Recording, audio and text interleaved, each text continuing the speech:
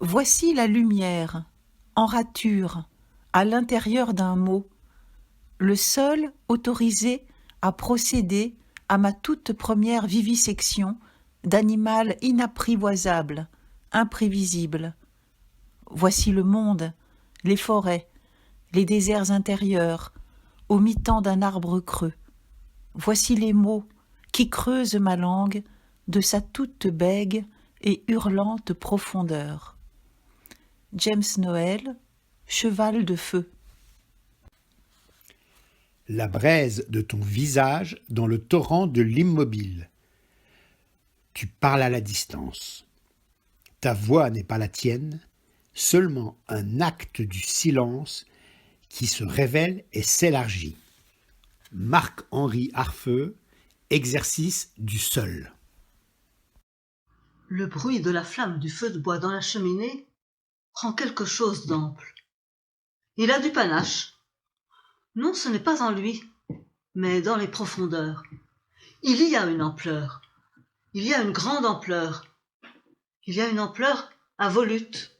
Il y a une extraordinaire ampleur, une ampleur dans les centres, une ampleur répétée, qui va jusqu'au plus loin de l'espace, une ampleur qui n'a jamais été connue. Il y a une formation d'une extraordinaire ampleur.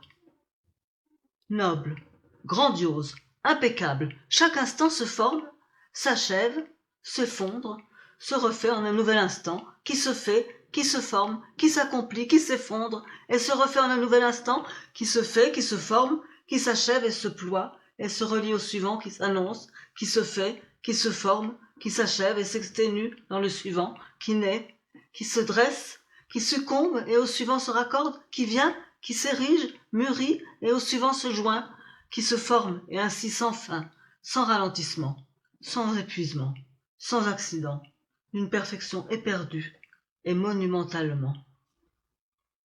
Henri Michaud, L'infini turbulent. Une page de Robert Antelme. Plus me plaît, disait-il, le chaume que le marbre, plus m'en peut-il irer que des mots qui ne font qu'errer de rêve en rêve, plus Ulysse au retour qu'en haute mer. Et eux, ils se reconnaissaient dans cette voix, ils revivaient avec ce récitant qui, défaillant, était la poésie, et le sens qui ne cesse est l'espérance. Ils ne se voyaient plus dans la nuit tombée, mais pour être, il suffit d'entendre. La lumière n'est jamais si intense que piétinée.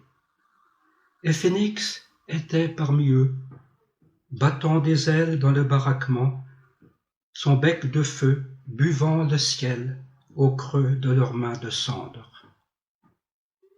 Yves Bonnefoy leur présente.